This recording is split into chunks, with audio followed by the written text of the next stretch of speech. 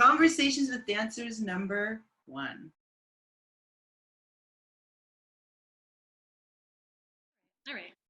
I mean, actually, it looks actually kind of classy, actually. Classy. Classy broad. Oh, so you have coffee? Is that your coffee? This is my coffee. I brought my coffee with me. I'm no fool. I'm no fool. Well, I have a hot ginger lemon Oh. boost. Yeah. Okay, so do you remember what when we were talking about how dance builds and also how like interviews or just discussions build?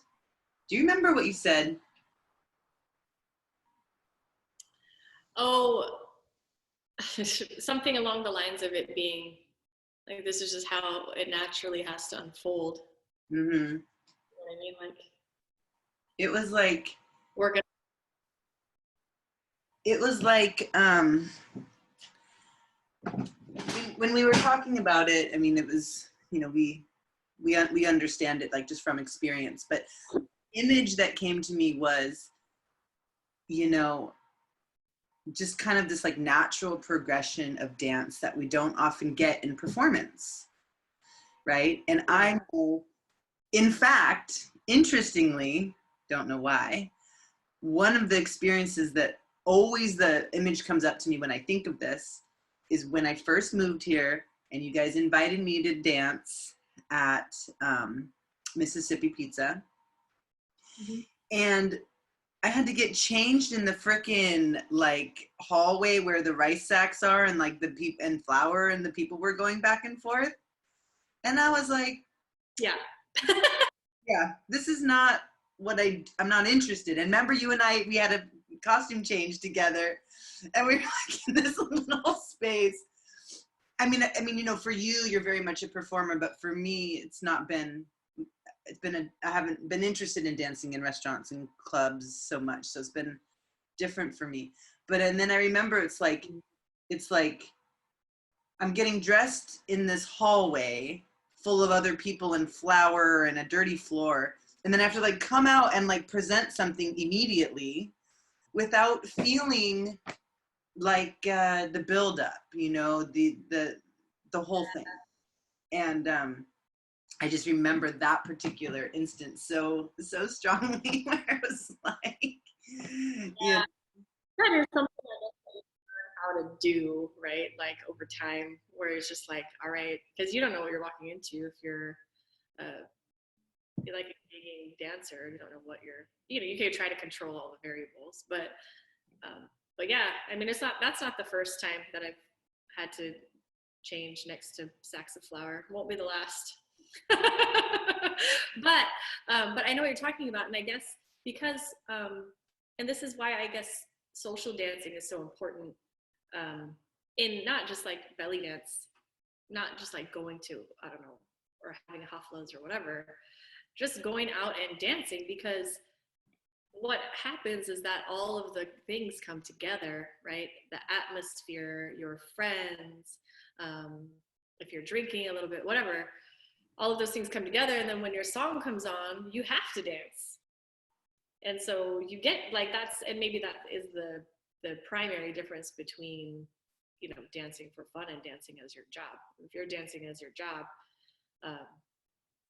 you have to figure out how to drop into that spot, like at the, you know, on cue pretty much. You know, it's like, yeah, I was just backstage with, you know, and sometimes even it's not even like backstage being, whether it's like the pantry closet or whether it's like full of other dancers, you know, who for me that's almost more distracting. It's like if there's a lot of like socialization going on backstage between dancers, it's hard for me to like get into the mood of now I'm going to dance to this music that I love. Same thing, you know, it's a contrived dance space performance, really, I think. Well, what you said just actually, you know, it's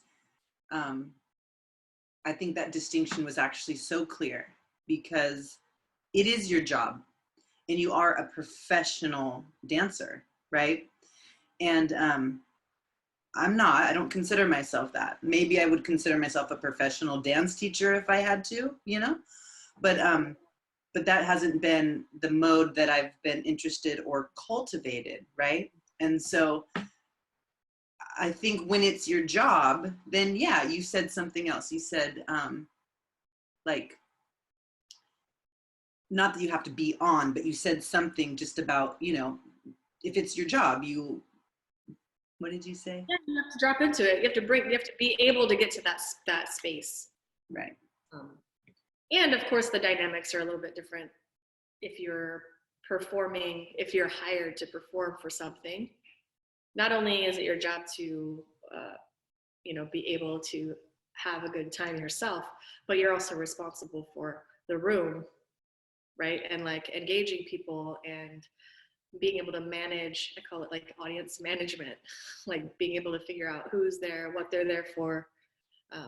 Every situation has asked for something different. But that being said, I still think that for professional dancers, you have to have that social dance experience, and because that's where the groove is, like if you never go out dancing or dance with your friends in the living room or just enjoy dancing with other people, not caring what it looks like, if you never have that kind of dance, then I can tell when I watch a dancer who has only ever thought of dance as being for stage or for performance or for what it looks like. And I can enjoy it, but this dance, I think Oriental dance comes from a social dance background, first of all, folk dance, but second of all, even in the professional realm, if you are in a culture where people themselves dance for fun, then they know what good dancing looks like. Like you either got the groove or you don't got the groove. And so it's all of these kinds of elements. I think social dance is a really crucial part of being a good professional dancer. So I think so. Leave that part out. I really think so too. That reminds me of when I was in Istanbul. So when I was there, it was before Facebook, and before Facebook, BFB. And so people didn't have the same networking, right? So when they were coming to Istanbul, people would give them my name and number, right? So I would have all kinds of people, coming from all over the world, and I would have to be their host, right? And a lot of them are belly dancers. And it was such an interesting experience to bring them out into the clubs. And handfuls of times they were out there dancing, and they were dancing like as if they were performing right away. And that brings so many things. First of all, if they were conscious of it, they were like, oh, I don't know how to dance without it being a performance. Or they would get some really bad attention, and then I would have to like mitigate that. Or I would say to them, hey, you might want to be careful, the way you dance. Also, if we don't have men with us and we're walking home alone, like these are kind of the rules for us to stay as safe as possible, right?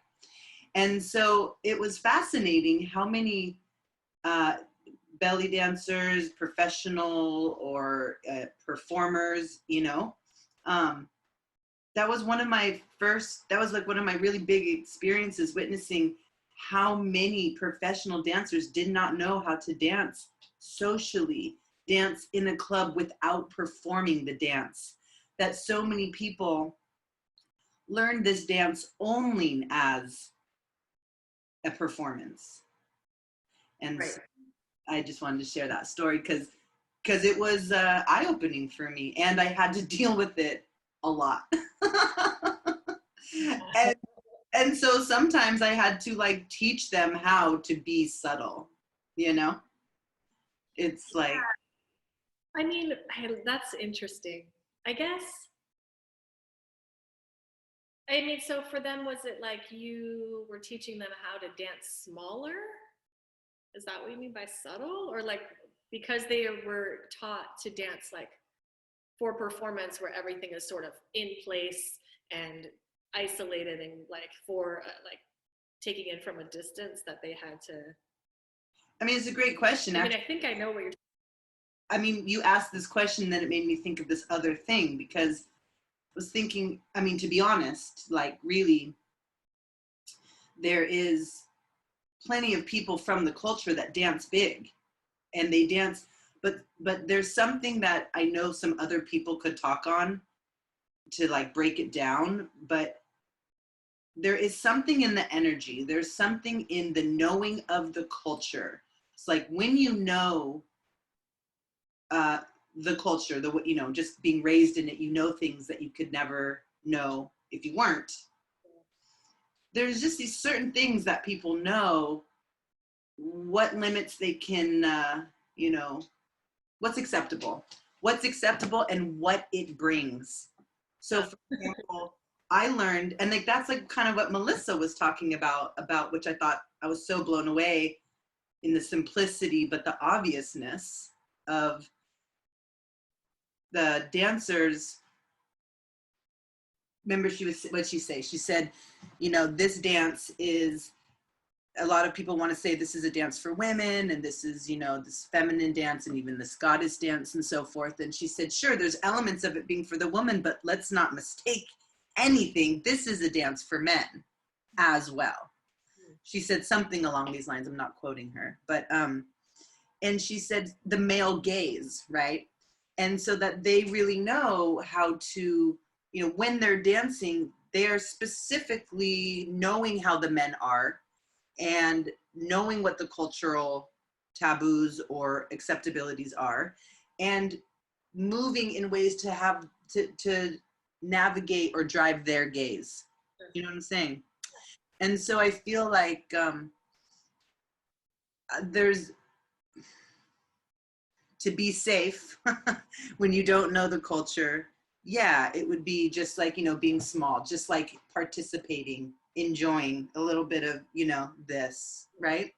Which I actually see a lot of the women do here in Portland, probably because they learned, with you and some others, when they're social dancing, I see a lot of them just kind of, doing their thing just to like enjoy. Yeah. So so anyway, that was kind of a big circle around, but I was just trying to get to, I think a lot of it is this understanding of the culture and knowing what you can and cannot do and what you will or will not do, what that will bring, and then knowing how to defend yourself when it comes. And I mean, not so much like physically, but just like the right words and the right energy, right? Because, for example, in Turkey, they will speak to a foreigner different than they will speak to a Turkish woman. So we could both be dancing and we probably are saying stuff subtly that I'm not even aware of, right? Because I've been told, like in Turkey, I use my hands and my eyes in ways that suggest an openness or something that the Turkish women don't necessarily. But when I look at them, I go, I'm fully covered. I'm wearing long sleeves. I'm wearing pants or a long skirt. They're wearing like a mini skirt and their cleavage is out and they're wearing a ton of makeup. How come like that somehow gets more respect than me? And I think there's many different parts to it.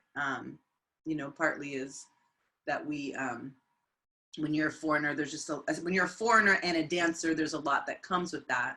There's also things that we do and say, the way that we act and that we're open. And also, in general, we don't have good responses to really tell them where to shove it if they push the line, right? Yeah. So Because it's communication ultimately, and yeah, whether you know what you're communicating or not, it is communication. And I right. think that's actually a good point. Like within culture, the way that you move your body, I mean, whether you're dancing or not, says something specific. And that varies from one culture to another, right? It really does.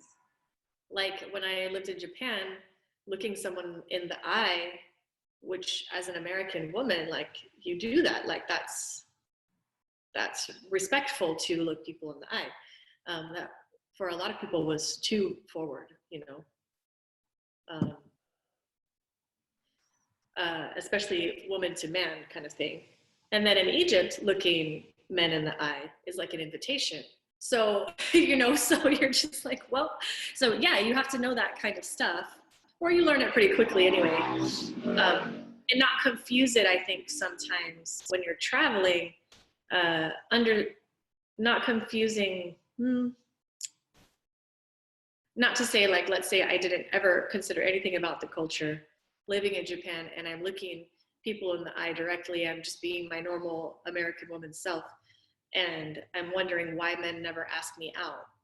Like I could take that as like, oh, they don't think I'm not attractive here. You know what I mean? Like I'm not taking into consideration that there may be a cultural element that I'm communicating that is that barrier. And that has nothing to do with how I look or whatever else, right? And similarly in Egypt, I could look a man in the eye and they could be all over me, or, reading that differently. And I might think like, wow, Egyptian men really think the way that I look is really beautiful. They like how I look, it's like, not necessarily, it's not that, right? So it's all of those kinds of little things. And that is true in your dance.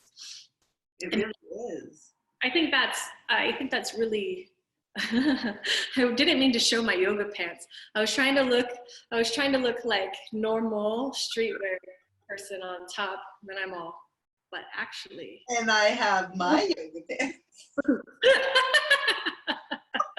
I only have to look put together from here up.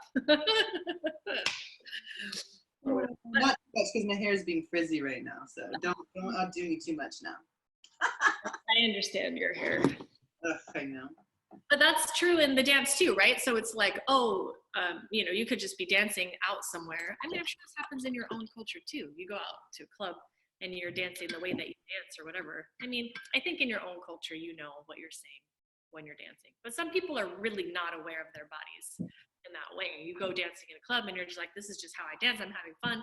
And that's read a certain way. It's all communication. Okay, so I have another incredible story. Okay. Not gonna name names, but so we were out at this park, and my friend, who's a dancer of all different styles, she was trying to get this guy's attention, and like he wasn't really giving her much attention. But we like turned on some music, and we were dancing in the parking lot, just enjoying the park. And it was like to some African music. It was like some Afro something music. And she starts doing this dance, right? Which is like this total Afro, like super, juicy, heavy booty, like rhythm, beautiful. She knows how to do it. Within 2 minutes, this guy walks from across the parking lot, and he's not African descent. He walks across the parking lot, and he's just like a freaking magnet, or like, just beeline, like a bee to a flower, And he starts talking to her and giving her the attention she wants, right? And it was just so amazing. And afterwards, she was telling us the dance that she was doing was a mating, like, we don't want to say mating ritual, I guess. But yeah, it's that dance that she was doing was designed from the culture that she was dancing it from to get the man's attention. Right? Like that's what the dance was. Wow. And she executed it, and energetically it worked from across the parking lot. It was You need to teach that workshop. It was magic. And so how did she know that she wanted that guy's attention? from across the She just wanted attention. Oh, she was just like, but was she like specific about that person? Yeah, but there weren't that many people in the parking lot. Like he was over there or in the park with, you know, one or two other people.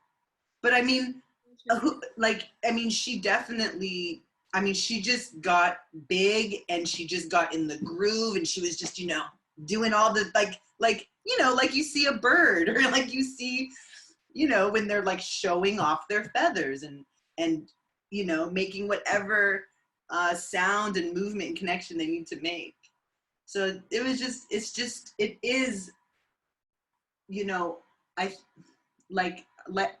heard Melissa talking about the dancers and how they know the culture and they know how to move the gaze of the eyes and they know what kind of runs the men for the most part, especially in the culture. And so they know what works. You know, they are using they're conscious of their movement, of their eyes, of their energy. And I know that my experience in Istanbul and many other places around the world, you know, but they would tell me, you know, that they could tell I was a foreigner from my eyes, and not just the color, but the way that I used them. And I had no idea what they meant. And I still don't really feel like I know how to control my eyes and that, you know, that. But I understand it more than ever now, you know, what that means and how it can be used. And you're saying the same thing, like in Japan, you know, you experience that in many places and we experience it here in America. But so much of dancing could, if we don't know what we are bringing out, right, then the dance can be so different than, I don't know, you know what I'm saying? I kind of lost my chain, but I'm just kind of saying, like, yeah, it is so, it is such a powerful, subtle yet not subtle thing with body language. Yeah, right. Eyeball language. Yeah. Those kind of things. And it's like, I mean, that's interesting. It leads me into other arenas of thought, but kind of like how when you learn dance as an art form, I mean, I don't know that this is talked about much in dance classes. Maybe it is, I don't know. I feel like it's something that I had to kind of come, or was something that came as discovery and just application and dancing for lots of different audiences or whatever. But you learn about your tools and how to use them. And you also learn about people, right? And how to interact with them or not, or whatever. And that's kind of maybe the difference between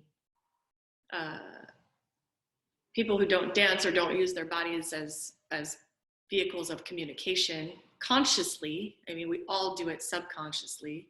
Right. And people who train at it to do that, just like a writer would train to make their ideas clear and, you know, that kind of thing. But I think that one of the coolest things that I have discovered just in learning to dance and dancing for my own pleasure is just how much is inside of me that I don't know about, you know what I mean? And so it still fascinates me when I watch videos of myself dancing, because when I'm dancing, whether it's for fun or for performance, sometimes it's actually even more like keen in performance mode because I am like in a communication kind of space. Just how I feel when I'm dancing, I feel like that is when I'm my true self. And the rest of the time, like it's like 70%, like, you know what I mean? Because I really can't, I'm really not in the place where I express myself the most naturally unless I'm dancing. And then, so what's really interesting to me is that then when I watch the videos especially videos of a performance where I'm like, oh, that felt really good to me. Like you know, that really felt like true and honest and genuine. And it's not that I don't like what I see, but I'm surprised a lot of times. Where it's like, really, that's what it looks like? Like, oh, and a lot of people will say, oh, you know, your dance is so elegant. And like, you know me, like I'm running into things all the time. Like I've got coffee on half of the clothes that I own.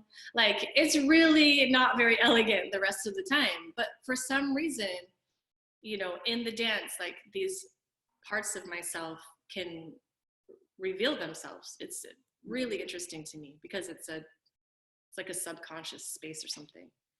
I don't know. That's interesting. You said something that made me like when you're dancing, what, I mean, I don't know. I'm just curious, like what is it like for you? For me?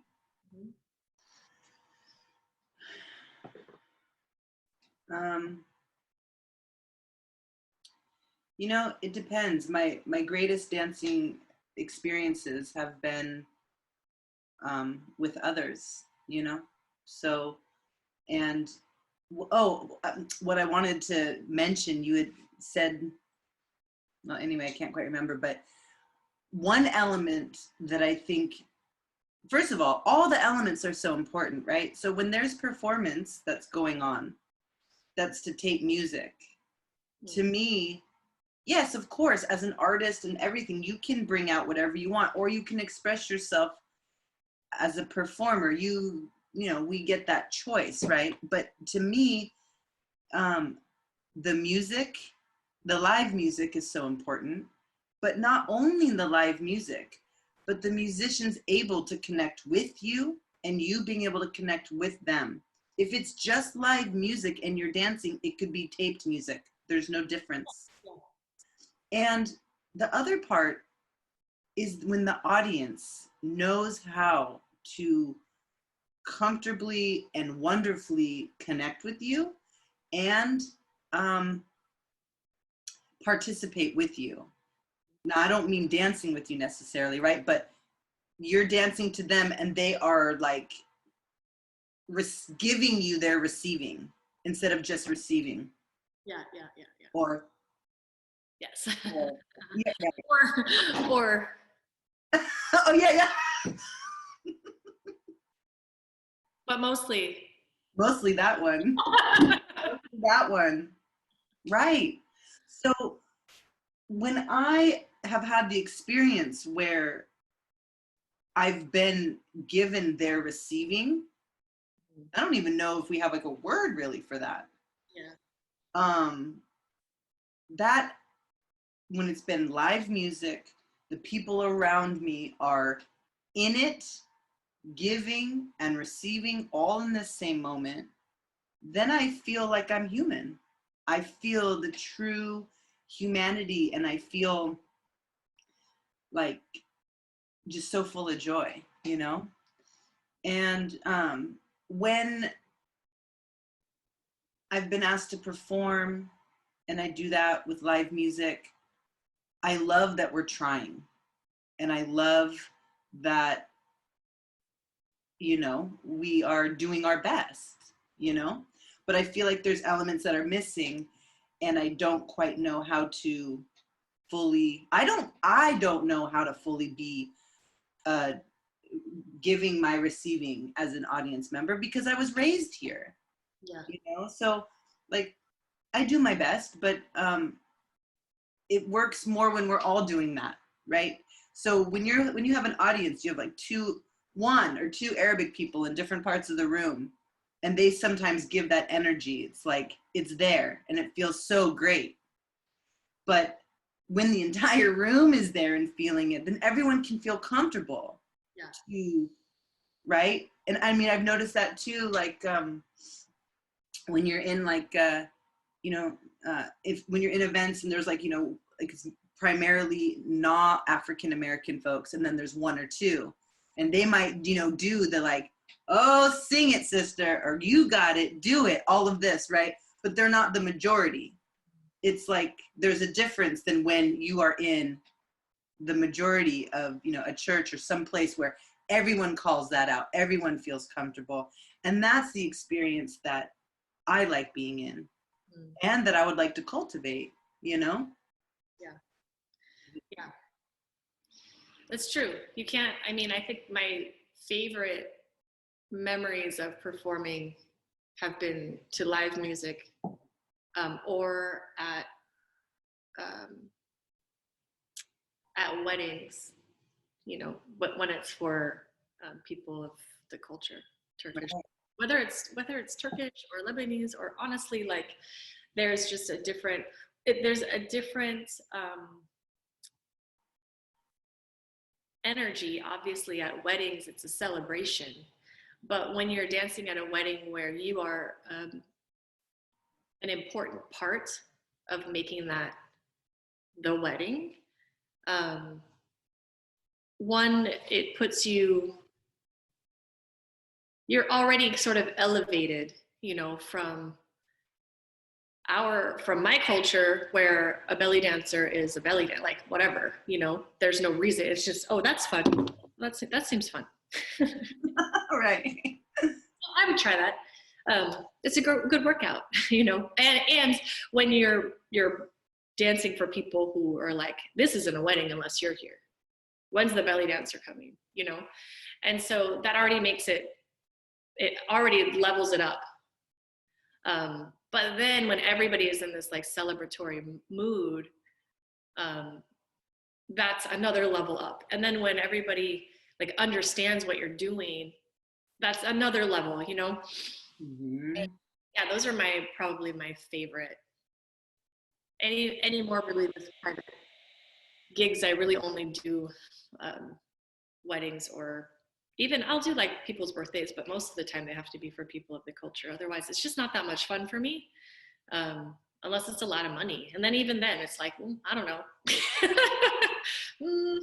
So yeah, it's like I am after that experience of, like you said, like really being just alive, you know, where you just feel like, how can I come to somebody's wedding who I've never met and leave feeling like I'm one of their family, you know, in an hour? Like, how does that happen?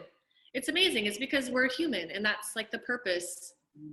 You know, we have all of these things that have evolved over time in cultures all over the world, rites of passage like weddings and, you know, funerals and all of that stuff. All cultures developed those ways of dealing with that, with life. All cultures developed reasons to dance together, developed their own music together. You know, it's all about being together, which we have talked about a lot, you and I. Yeah. So, but what's so interesting is that it seems, and I want to be careful about like what rabbit holes we go down, because there's so many, right? And Yeah. what I mean is we can go down trying to, you know, whatever, and I want to go down the rabbit hole of the rabbit hole. But what I'm saying is there is I think the conversation and the path is, how can we get there? Not as much, because we very much know what it is and what it lacks, right? And so yeah, that's true. How do we get there? So how do we get there? I mean, it's like, obviously, you know, our ideas of this like hafla and stuff like that, you know, of bringing that will be a nice start, you know, within our community here. I find that, okay, well, there's a few things I want to say, but I do think I will say over and over and over again till the end of time that familiarity is one of the leading connection pieces of whatever. I mean, you can't even speak a language if you aren't familiar with the sounds and what those sounds put together means. I mean, we don't even recognize our friends or family if we don't have a familiarity, an understanding of, you know, a common understanding. So to me, I think it's really the base. And so obviously we can't force people to be interested in that, but it's like, what if the dancer was equally taught to be a dancer and performer and singer or musician, what have you, as well as an audience participant. Mm. And that was one thing that that Katerina really did, even though I don't remember her ever saying that. But you know, she would teach us how to say, you know, elations and in the language, right? So we learned like Iwa, Gzel, Hizzy, you know, I brought Salla Salla, you know, comes from Turkey, you know, um, Yaini, my eyes, you know, certain things like this, right? And because we're outside of the culture, you can, you know, there's a certain way to come in to say it where it moves with the music. So for example, in flamenco, right? Ole, right? Which actually supposedly it's ala na ole. Oh. But that it's moved through, and someone else can talk on that. But the point is, there are places where it goes rhythmically, where it adds to the music instead of just being like a kind of a thing that doesn't quite match with the vibe, right? And so how I feel is all of these things are important to know and learn, but to learn it from an interest and then the musicality, understanding that even speaking out words, and I have a lot to learn on this, you know, like when I was had my group Threshold Orchestra, you know, and like we'd be singing and whatever, and then every once in a while I would try, you know, to call out or to whatever. But you can hear in the recordings if I didn't do it in the right time, or I didn't do it in the right key. Oh. Like I was singing and then I spoke it. Oh, okay. And it was just dissonance. It wasn't right. So I would say, you know, something to really think about is how can we as dancers also understand that our participation, there's so much more as a participant than this. Yeah. Well, I think too, as most American audiences are like, you know, when we're watching something, it's like, okay, well, entertain me. You know what I mean? Like, I don't have to do anything. You're supposed to do the thing. And that's so much of the way that we consume entertainment, right? Like the screen in front of us, whatever, we don't have a part in it. But yeah, like the audience is part of what makes live performance alive. Mm-hmm. And yeah, it's good to point that out. I suspect that non-native audiences are being more careful about how they interact how they interact with dancers, because we are outside of the culture. So it's like, if we don't know what's appropriate, then we don't want to say anything. And I think that that's probably a good thing to keep in mind, because there are kind of a lot of things that have come into American belly dance that don't have anything to do with the culture, you know? So I'm also a skeptic, but at the same time, there is a way within our own, because what we're talking about is understanding what live performance is for, right? And that the audience being participatory. And I mean, I would even say to any audience, just participate in the way that feels authentic to you. You know what I mean? Like, let's just start there. Let's just start with, how do you want to show appreciation? And I would be really interested to see how that actually happens. First of all, because I believe that people are inherently good. That's, how I move through life. I'm not suspicious of people. Like, I believe that people's intentions are good. So if I were to create a space where it's okay, like, okay, we have the musicians here, we're going to have dancers, we've got an audience that are going to participate by giving their attention, And like we've talked about before too, that live performance isn't perfect. You know, this isn't going to end up in the editing room where we're going to clean it up and, you know, fix all of the little errors, take out that, you know, that one part, whatever. So the audience has to be a little bit forgiving in that way. You know, like as soon as they lose interest, they can't be like scrolling through Facebook. It's like it's just kind of about being a good listener, right? Like when you're in a conversation with somebody, it's like as soon as they sort of, you know, go down a rabbit hole or off on a tangent or whatever, are you just going to pick up your phone and like start doing something else? Or are you going to stay with them and be like, oh, I hear what you're saying? Because I feel like, especially in my early days, you know, I didn't know what I was doing like half the time. Now I think back on it, when I was gigging or whatever, you know what I mean? I was just doing my best.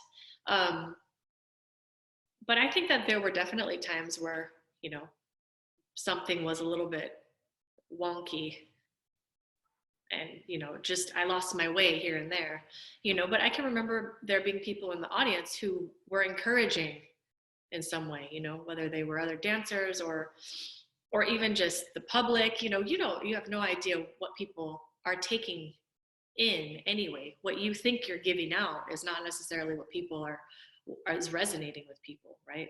So what I'm trying to say is that if people can learn how to be good listeners and good audience members and stay present with what's happening and roll with wherever it moves, and laugh with you, you know what I mean? And as a performer too, like giving yourself permission to make mistakes and let people in, because that's another sort of barrier that I see a lot of times is when I watch especially newer performers, is that they have sort of this wall up between them and the audience, and they're like, I'm going to give my performance and I'm not going to let how you feel about it bother me.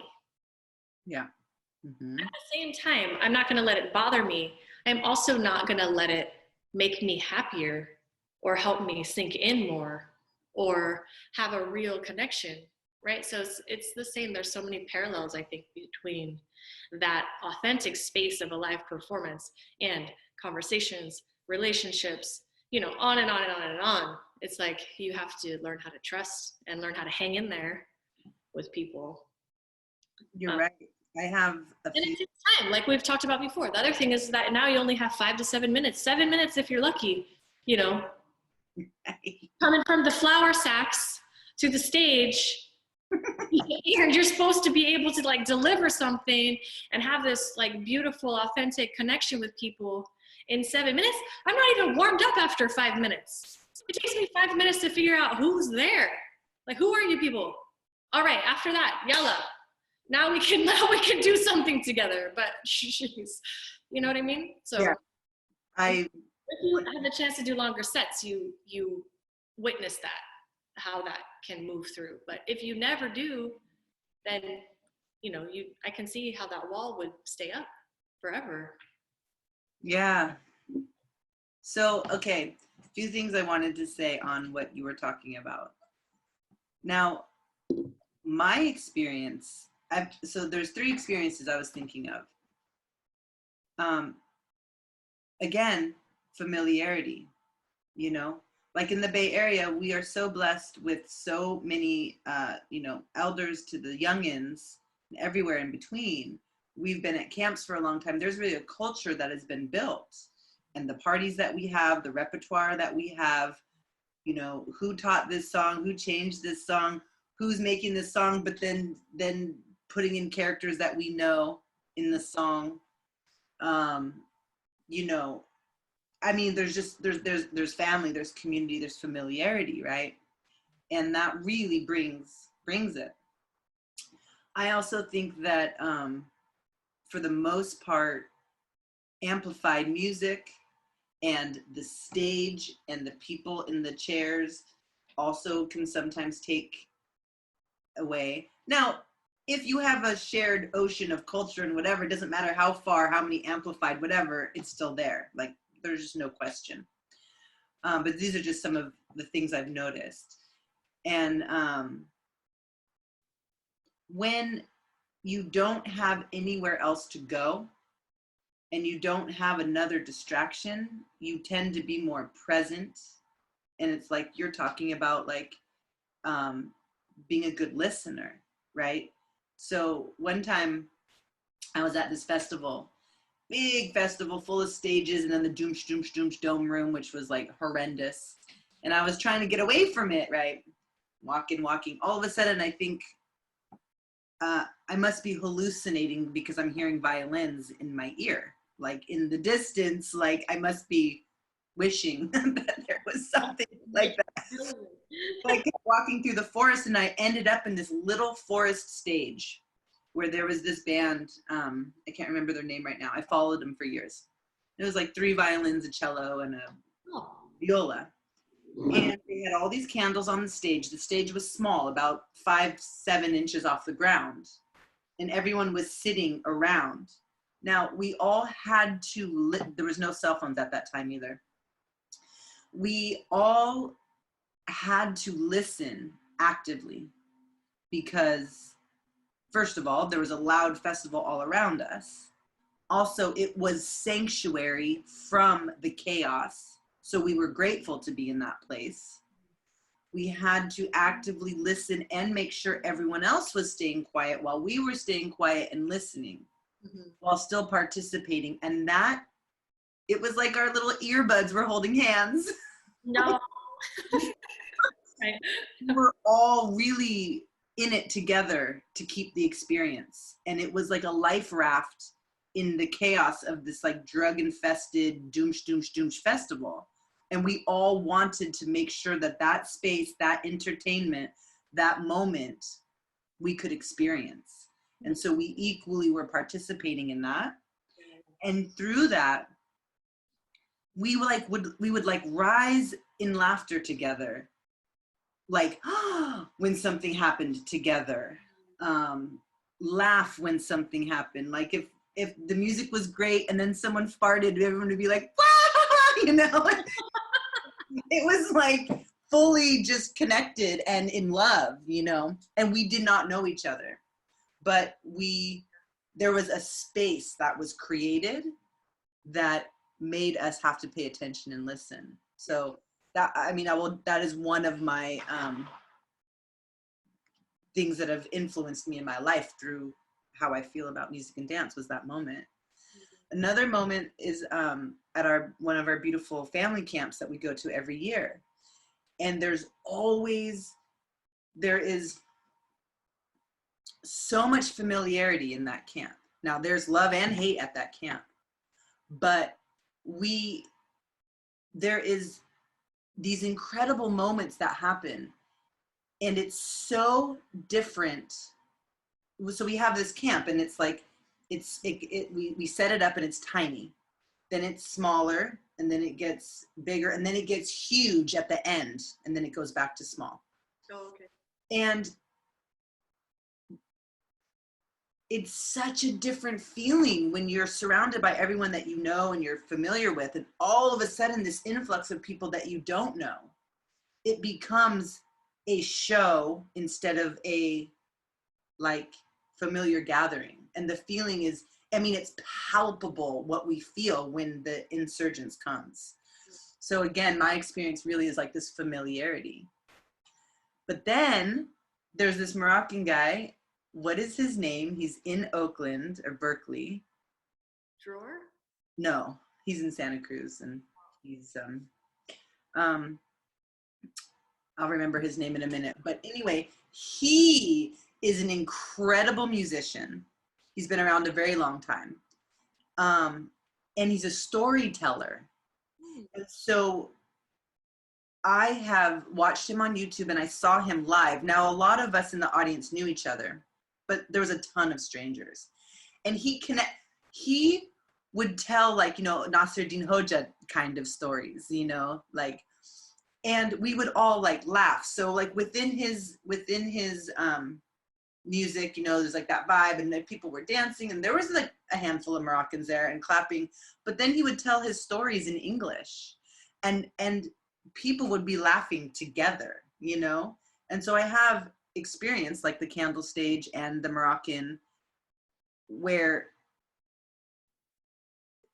if you are a gifted performer, you can get the laughter out of someone or get the out of everyone, right? I mean, that's a gifted performer. Yeah, right. Where you don't have to be a participatory audience to help that happen. They have that magic and they know how to do it. Yeah, right. So I've experienced both, right? Where they're just, their performance is good enough, they know how to bring it out, and the experience of us all being together in it. So I don't think it's one or the other. I just have experienced both. And, you know, there's that, Mm-hmm. you know. Do you think, I wonder if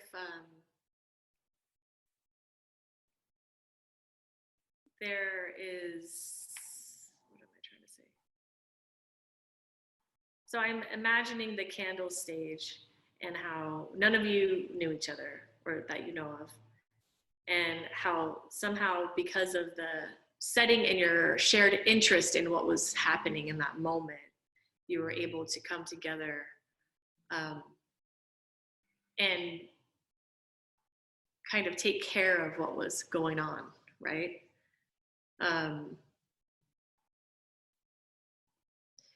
I guess that it's just like a like-mindedness too. You, like you said, you were all sort of drawn to that thing at that place, so you must have had some common desire, at least, right, coming through.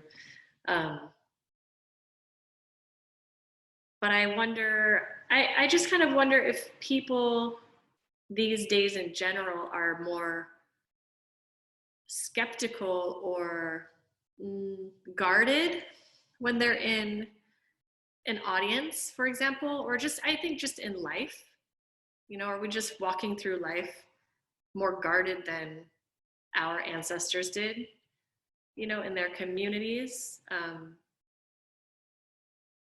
Like I think about how people don't necessarily know their neighbors right now. There's also the factor, like I didn't grow up going to church. I don't go to church. So I don't have that, that idea of community. Like I look at my partner, David, who did grow up going to church. He doesn't go to church anymore. But when he is in a group of people, he has no problem sort of like talking to people and, you know, like, oh yeah, we're all people, we're all here together, we're all, you know, whereas I walk into a group and I'm kind of like, okay, who do I know? Right away, right? And I kind of think, I wonder if that is because he grew up in church, where every Sunday, you know, he was in this sort of mass group of people, most of whom he knew, but, you know, would get to know over time. And you just kind of learned the skills of being in that kind of space in a way. I don't know. And so then that translating to sort of audiences, if we're all individually coming or happen upon a performance where we are in a guarded state of mind to some degree, then, I mean, I believe that inevitably we would all come together, but how long is it going to take? Well, I think that a leader, you know, like that's why, you know, that's why congregations have leaders, and you know why there's often a front man in a band, you know. Yeah. But like I went to this the Purple Rain Cello Project. You know, the Portland Cello Project. They're Yeah. here, and they did a Purple Rain you know, concert, and they had this one, Saida Wright, who is like yeah, she's just like powerhouse. And she just burst my heart open. I was so happy. She said, she, you know, introduced the band and the night, and she said, you know, tonight we are here to celebrate music. We are here together. We are here to celebrate Prince, who we love. And she goes, I want, you know, please sing along, clap. If you want to get up and dance, I am welcoming you to dance. Don't worry, she said, don't worry. Your neighbor will be happy that you're up and dance. She didn't ask permission or say something different. She said she created it. Yeah, Your right. neighbor will be happy that you're up and dancing, and perhaps they will dance too. you know, she's like, we're doing a vibe tonight. And I mean, it was like, and then she did that about 5 or 6 times. And then at some point she mentioned, you know, I come from the church, you know, my dad is a reverend, and I could see what she was doing, how she said it. That's what she did. And she kept creating the vibe, inviting, welcoming, and telling everyone that they're going to be cool with you. No one's going to give you a hard time. Yeah, you guys all bought a seat, but like you all bought an experience to be here. Enjoy yourself, feel yourself, call out. And she took all these opportunities to give people opportunity to call and respond, to holler, to sing along, to stand up. And she didn't just say it once. Yeah. And I felt like that was such an incredible example of how to do it. Mm-hmm. And I've tried to do it a few times, and I need to get better at like executing it. But because I believe in it, I will do that if I perform. Like I will talk to the audience and just be like, you know, hey, if you're feeling this, like call out. If you know the song, sing it, you know? Yeah, right. Because I try. Yeah, yeah. You know? And, you know, I think that even if someone is sitting there and they don't necessarily, they're like, well, haven't felt compelled to dance, or I'm not the kind of person who would say something or whatever. Right. The fact that they know it's possible, you know what I mean? Like it starts to shift your mind around what we are doing in this space, so that, because I mean, it just, things happen so subtly a lot of times, right? Like if somebody is really enthusiastic in an audience and nobody else is like that, right? Like that enthusiastic person, you know, it will dim them over time, right? Instead of, but maybe you're right. Maybe if somebody was like leading it and saying like, you know, and this is a live performance, and you know, we encourage your participation, whatever, however it's said, maybe those people wouldn't have their opinions about that enthusiastic person that are coming out of them in subtle ways, right? Mm-hmm. And maybe they would be, at least just be more relaxed about it. But go ahead, sorry. I will say, and because of that, then the room starts to shift. Even if there is no like active, like overt participation, just that people understand that that is a space where this happens, and that it's just a part of the experience. That relaxation allows for enjoyment, and you know, it brings the best out of everybody, the audience, the performers, everything, right? Ultimately, mm-hmm. Yeah, that's what I'm after when I'm going to see something live or be at something live. Mm-hmm. But I feel like we have to, there are good leaders, you know, and it takes a gift. I mean, it's a gift to be a good MC that carries it out and moves it and brings it out of people, but can also maintain levels of, you know, like when we I guess I won't get too specific, but like at one show, we were playing music, and there was a woman, like, I think she was like playing her zills and like yelling the music and like talking to us while we were trying to play. And like, and that was very difficult. She was so enthusiastic and probably intoxicated, you know? And she was like trying to be, but she wasn't helping us hold the music. She was like, just, you know, it was dissonant instead of like harmonious, right? So I think those are the things that we would that we might come up against with by opening that up. However, when I go to like African American churches, you know, first of all, there's an understanding in that church. I've never seen something that's a total outburst in chaos, but if there is, people handle it. Mm-hmm. But for the most part, people are free. They're saying, now, not every performance is supposed to be a spiritual connection for everyone. Sometimes performance is, I'm the performer, you're in the seat, and be quiet. Yeah. So it's not to say that doesn't have a place. It just means that doesn't have to be the only way. Right.